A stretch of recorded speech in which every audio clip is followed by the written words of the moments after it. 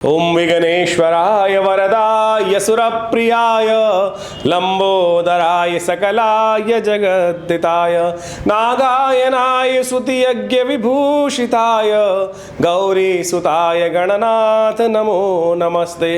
नमस्कार, मैं हूँ आचार्य विक्रमादित्य। आज हम आपके समक्ष उपस्थित हैं।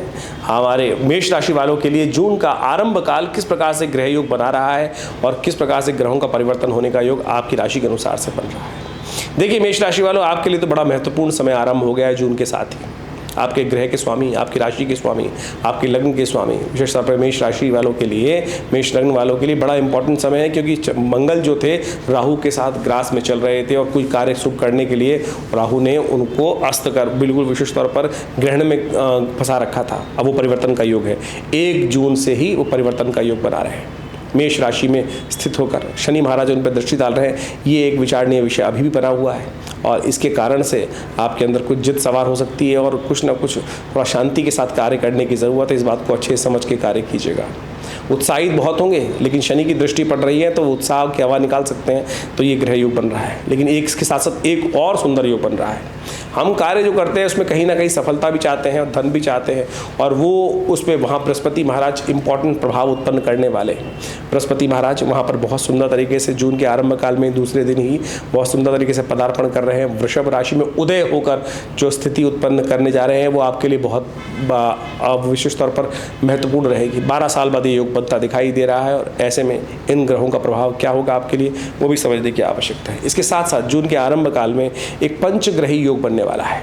जी हाँ, वृषभ राशि में चंद्रमा, बृहस्पति, बुध, शुक्र, ये सारे के सूर्य के साथ समस्त ग्रह एकत्र है। मनोकामना सिद्धि का योग बन रहा है, लेकिन साथ साथ विश्व के दृष्टिकोण से ये महत्वपूर्ण योग रहेगा। कहीं तो उठापटक के योग बनेंगे और कहीं परिवर्तन के योग बनेंगे। ये ग्रह योग इस प्रकार से दिखाते हैं। और कहीं भीषण गर्मी पड़ेगी, कहीं भयावह प्रचंड बाढ़ का तांडव होगा, पानी का तांडव होगा। ये स्थिति उत्पन्न कर सकते हैं ये ग्रह। तो ऐसे में आपके लिए, आपकी मेष राशि वालों के लिए ग्रह योग क्या कर रहे हैं सिलसिलेवार तरीके से समझें। 1 जून की यदि बात करें तो शनिवार का अवसर है और साथ साथ 9वीं तिथि उस दिन उदय तिथि के रूप में विद्यमान है, लेकिन 10वीं तिथि क्षय हो जाएगी क्योंकि अगले दिन सुबह सूर्योदय तक नहीं पहुंच पाएगी। मीन राशि में चंद्रमा का पदार्पण चल रहा है, आपकी राशि से 12वें भाव में चल रहा है। मंगल मेष राशि में इस दिन प्रवेश कर रहे हैं सुबह दोपहर को करीब 3:30 बजे। इसके साथ साथ 10वीं क्षय है, तो नए कार्यों का आरंभ करने के लिए दिन तो अच्छा नहीं दिखाई देता। इन ग्रहों के प्रभाव से आपके अंदर नव शक्ति का संचार होता दिखाई दे रहा है। नई उम्मीद जागने के योग बन सकते हैं। बृहस्पति बिल्कुल परिवर्तन की तरफ जा रहे हैं और ऐसे में इस बृहस्पति के परिवर्तन से आपको बहुत बढ़िया से उम्मीद दिखाई दी। 12 वर्ष बाद भाग्य जागने के, सुंदर सफलता प्राप्त करने के, प्रमोशन करने के योग भी बनते दिखाई दे रहे हैं। लेकिन शनि महाराज देखिए लगातार आपकी लग्न पर दृष्टि डाले हुए, आपकी राशि पर दृष्टि डाले हुए और ये आपके लिए थोड़ी सी कष्ट के कारण है। इसलिए शनि को मनाने का प्रयास करें। शनि को मनाएंगे सदा सुख पाएंगे। आपकी राशि के अनुसार से इस वक्त तो ये ग्रह साफ साफ दिखाता है आपको, तो कोशिशें करें। शनिवार का अवसर है, अवश्य हनुमान जी की आराधना करें। आपकी राशि के अनुसार से आपके इष्ट हनुमान जी निकलते हैं, तो ऐसे में कोशिशें करें हनुमान जी का पूजन करें, हनुमान जी को चोला चढ़ाएं, तो ये आपके लिए अच्छा रहेगा। साथ साथ हनुमान चालीसा का पाठ करना भी आपके लिए बहुत श्रेष्ठ दिखाई देता है। इसके अलावा कोई खास उपाय बहुत ज़रूरत नहीं है। हनुमान जी को साथ दीजिए और देवता चित्तन धरहि हनुमत से ही सर्व सुख करहि, तो ये तुलसी बाबा ने कहा है, तो आप इसको विश्वास करके कार्य करने का प्रयास करें। 2 जून महत्वपूर्ण दिवस, रविवार का अवसर, एकादशी, अपरा एकादशी है, शुक्ल कृष्ण पक्ष की एकादशी है, विशेष तौर पर जेठ के मास की, और बृहस्पति उदय हो गए हैं सुबह 6:10 पर। और ये बृहस्पति का उदय होना आपके लिए महत्वपूर्ण है। वारे न्यारे करने के योग बनाने वाले, धन आगमन करने के योग बनाने वाले, आने वाले 11-12 महीने आपके लिए बहुत महत्वपूर्ण रहेंगे। खुलकर खेलने का प्रयास कीजिएगा, बहुत बढ़िया से आगे बढ़ने का प्रयास कीजिएगा। ये आपके लिए उत्साहवर्धक रहेगा। नेगेटिव थिंकिंग मत कीजिएगा, इस बात का ध्यान रखें। मनोविचार को पॉजिटिव रखने का प्रयास करेंगे। जितना पॉजिटिव रखेंगे उतना बढ़िया रहेगा। जीवन साथी आपसे जितना प्रसन्न रहेगा उतने आगे बढ़ने के योग बनेंगे। कन्या पूजन विशेष तौर पे करें। कन्याओं, छोटी कन्याओं का आशीर्वाद लेने का प्रयास करें। ये आपके लिए बहुत श्रेष्ठ है। ये उपाय हम आप बताने का प्रयास कर रहे हैं, करिएगा, बहुत सुंदर रहेगा। पीली चीज़ें गाय को खिलाएं, गौ पूजन करें। ये सारे उपाय आपके लिए वारे न्यारे कराने वाले हैं। एकादशी का अवसर है, कोशिश करें भगवान विष्णु की सुंदर आराधना करें। सुबह सुबह भगवान सूर्य नारायण को जल दें। मनोकामना सिद्धि के योग बन सकते हैं। इस दिन रेवती नक्षत्र विद्यमान है। 2 तारीख और 3 तारीख को अश्विनी नक्षत्र रहेगा, तो ये गणमूल के अंतर्गत आते हैं। और ये एक ऐसा विषय है कि बहुत सारे लोग इस पर ज्ञान नहीं रखते हैं। देखिए कई बार अज्ञानता के कारण से विशेष तौर पर ऐसा हो जाता है कि बच्चा जन्म लिया रेवती या अश्विनी नक्षत्र में और उसकी मूल शांति नहीं हुई। अवश्य करा लेनी चाहिए मूल शांति। और यदि ऐसा नहीं है कि बचपन में ही करा सकते हैं, बाद में भी करा सकते हैं, लेकिन जितने दिन कष्ट भोगोगे क्यों भोगोगे, इसलिए ज्योतिष विज्ञान के अनुसार से कहा गया कि जन्म होते ही करा लीजिए 27 दिन तक 1000 मूल मंत्र का जप, और उसके बाद मूल शांति हो जाती है तो बच्चे के जीवन में उन्नति के योग, परिवार के जीवन में उन्नति के योग बन जाते हैं। नहीं तो व्यर्थ रूप में ये विघ्न उपस्थित करता ही रहता है, ये मूल ग्रहों का योग जो है। तो इस बात का ध्यान रखते हुए कार्य करना चाहिए। 3 तारीख का अवसर जून और सोमवार का अवसर, द्वादशी तिथि उदय तिथि के तौर पर विद्यमान है। इसके साथ मेष राशि में चंद्रमा सुबह करीब 1:30 बजे यानी रात्रि में 1:30 बजे करीब परिवर्तन करने का योग बना रहे हैं और ये आपके लिए बड़ा महत्वपूर्ण रहेगा। मेष में मंगल के साथ चंद्रमा का योग, ये आपके मनोमस्तिष्क में नए विचार उत्पन्न करने के योग बना सकता है। ऐसे में बुध अस्त होने जा रहे हैं, ये एक विचारणीय विषय रहेगा। बुध का अस्त होना वृषभ राशि में चलते हुए ये कहीं ना कहीं थोड़ा सा आपकी व्यावसायिक बुद्धि पे कमी लाने के योग बना सकता है।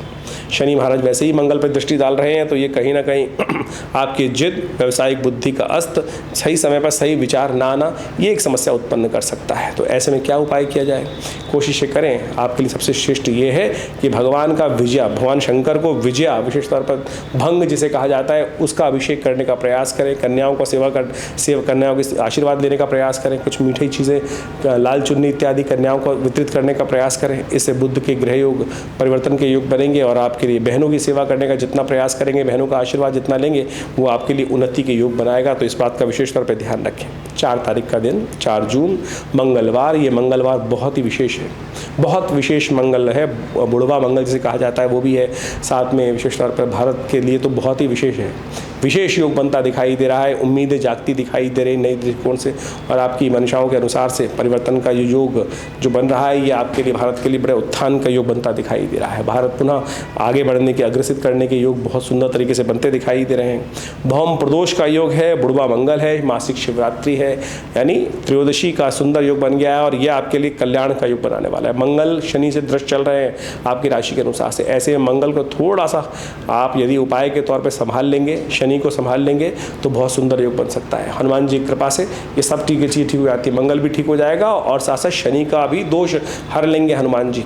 इससे बढ़िया कोई उपाय नहीं हो सकता है। आज जो 2 लोग विशेष तौर पर शनि के बाजार में उपस्थित हो जाते हैं, तेल पे तेल चढ़ा देते हैं और विशेष तौर पर फिर वहाँ पर कुछ और कार्य में लग जाते हैं, इससे बढ़िया हनुमान जी की सेवा है। जितना हनुमान जी की सेवा करोगे उतना मेवा पाओगे। तो इसलिए जो शास्त्र कहा ना, मैंने आपको आरंभ में कहा था, और देवता चित्त न धरई हनुमत से ही सर्व सुख करहीं। तो इस कलिकाल में, इस कलयुग में हनुमान जी ही अजर अमर है और वो समस्त मनोरथ सिद्ध करने वाले हैं। तो इसलिए उनका पूजन करें। हमने विवेकानंद योग आश्रम में इस दिन विशाल कार्यक्रम रखा है। सुंदरकांड का पाठ रहेगा, मंगल ग्रह शांति महायज्ञ रहेगा और आप सब लोग उसमें सम्मिलित हो सकते हैं। और शिवरात्रि का पर्व है ही, भगवान शंकर का अभिषेक भी होगा। तो आप सब आनंद भाव से करें, कल्याण का योग बनेगा।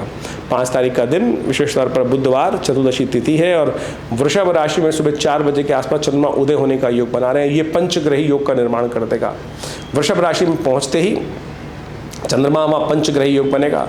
भयावह वृष्टि, भयावह गर्मी, प्रचंड गर्मी का योग आने वाले 5-6 दिन आपको देखने को मिल सकता है। तूफान का योग बन सकता है। तो ऐसे में बड़ी शांति के साथ अपने ग्रहों को देखते हुए कार्य करने का प्रयास करें। सबसे अच्छा ये है श्री गणेश का स्तवन करें। सब विघ्नहर्ता गणेश जी समस्त प्रकार से कल्याण के योग बनाएंगे। बुधवार का दिवस उन्हीं की आराधना करने का अवसर है और सुंदर तरीके से अनंत देव भगवान का पूजन करके, गणेश जी का पूजन कर आप सब कार्य को शुभ करने का प्रयास करेंगे तो अच्छा रहेगा। ग्रह योग आपके लिए लाभ की स्थिति दिखाते हैं। बृहस्पति चंद्रमा की युति, बृहस्पति उच्च उदय होकर, चंद्रमा उच्च के होकर यहाँ सुंदर तरीके से विराजमान है। तो ये आपके लिए बड़ा शुभ योग बनता दिखाई दे रहा है।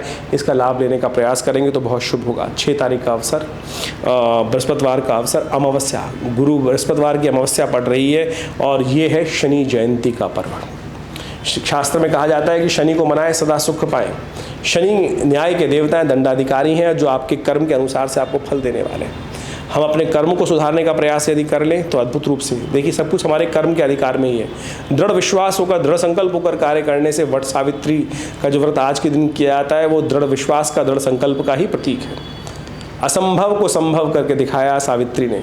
सत्यवान को वापस लेके आई यमराज से। यमराज के यहाँ घर गया हुआ व्यक्ति वापस कैसे आ सकता है? लेकिन दृढ़ संकल्प यदि हो, विश्वास हो, कर्तव्य निष्ठा हो तो आप संपूर्ण प्रकार से शुभ करने के योग बना सकते हैं। यही शनि जयंती का पर्व है।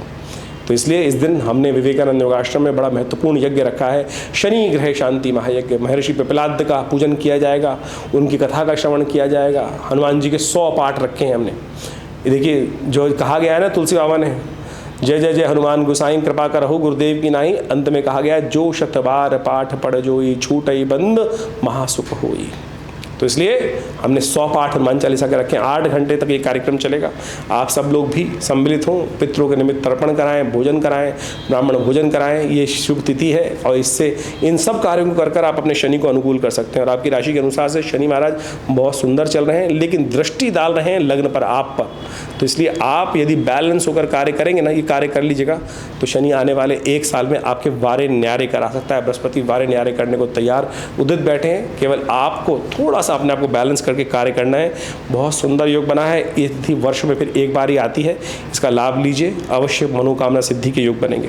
7 तारीख का अवसर शुक्रवार का दिन प्रतिपदा है, जेठ के शुक्ल पक्ष के आरंभ हो रहा है और ग्रह योग परिवर्तन की तरफ जा रहे हैं। चंद्रमा भी परिवर्तन की तरफ सुबह 8 बजे के आसपास मिथुन राशि में प्रवेश करेंगे। ये पुरुषार्थ में नया उदय करेंगे। शिव की आराधना करने से समस्त मनोरथ सिद्ध होंगे। सूर्य भगवान का सुबह सुबह पूजन करें।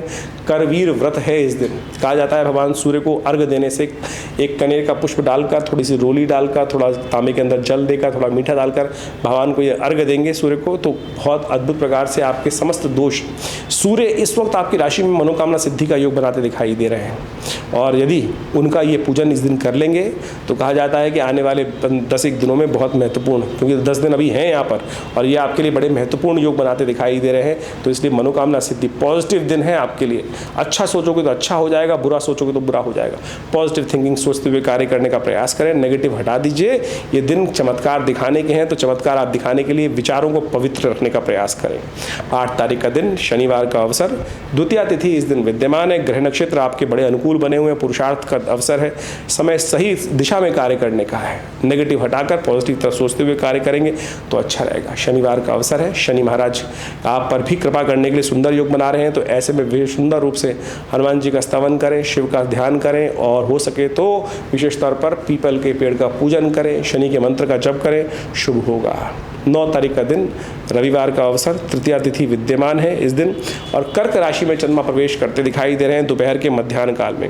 और दोपहर के समय मध्याह्न काल में ये ग्रहों का योग बन रहा है, ये आपके लिए एक तरह से उपयुक्त दिखाई देता है, लेकिन स्वास्थ्य का ध्यान रखने की ज़रूरत है। गर्मी बढ़ रही है, स्वास्थ्य का ध्यान रखते हुए कार्य करें। थोड़ा चावल का इत्यादि का दान करेंगे तो अच्छा रहेगा। नमक का दान करें, गौ पूजन करें, गौ सेवा करें, ये सारे उपाय करेंगे तो बहुत अच्छा रहेगा। 10 तारीख का अवसर, सोमवार का अवसर, चतुर्थी तिथि विद्यमान है। इस दिन भद्रा रहेगी। सुबह सूर्योदय से लेकर करीब करीब शाम को 4:30 बजे तक नए कार्यों को आरंभ करने से बचना चाहिए।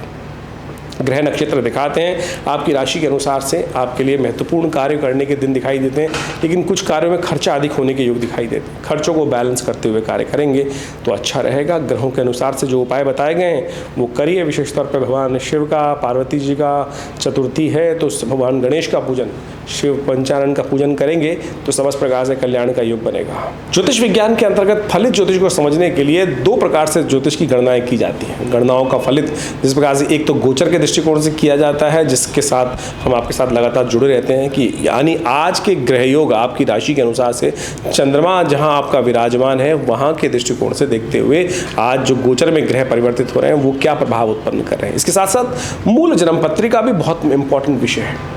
मूल जन्म पत्री में कौन सी दशाएं चल रही हैं, कौन सी अंतर दशाएं चल रही हैं, किस प्रकार से ग्रहों का योगायोग बना है, नवांश इत्यादि में ग्रहों की स्थिति क्या है।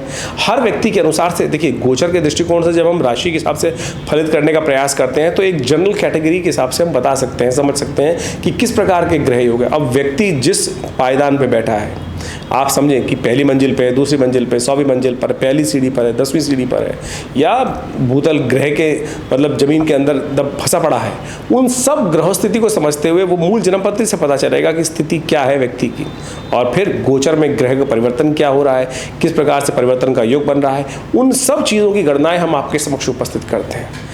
और जन्मपत्री को समझने के लिए एक गहन अध्ययन की आवश्यकता होती है। मूल जन्मपत्री को समझकर फिर गोचर की ग्रह दृष्टि को देखकर यदि गणनाओं को समझने का हम प्रयास करेंगे तो बहुत अद्भुत प्रकार से ग्रह योगों को हम समझ सकते हैं और उनके अनुसार से परिवर्तन का योग आपके लिए कैसा रहेगा वो सब बातें समझ में आ सकती हैं।